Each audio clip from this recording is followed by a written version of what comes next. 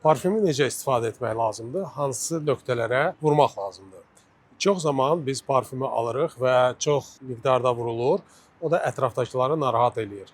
Əslində biz onu vurandan bir yarım saat sonra artıq onu hiss eləmirik, amma ətrafımızdakılar hiss eləyir. Ona görə uyğun, mülayim bir qoxuları seçmək lazımdır. Parfümü əsasən hansı nöqtələrə vurmaq lazımdır?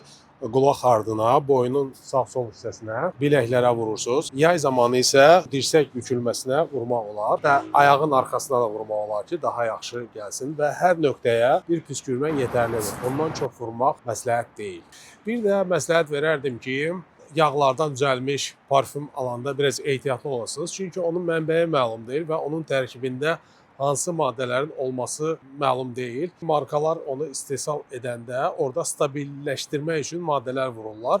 Amma o yağların içərisində bəlkə də yoxdur. Onu spirtlə qarışdırırlar və o spirtin də mənbəyi məlum deyil. Ucuz olması üçün eləyirlər. Ona görə o müəyyən problemlər yarada bilər gələcəkdə dəri ilə bağlı xəstəliklərə kimi gəlib çıxa bilər. Odur ki, onları almağı tövsiyə etmirəm.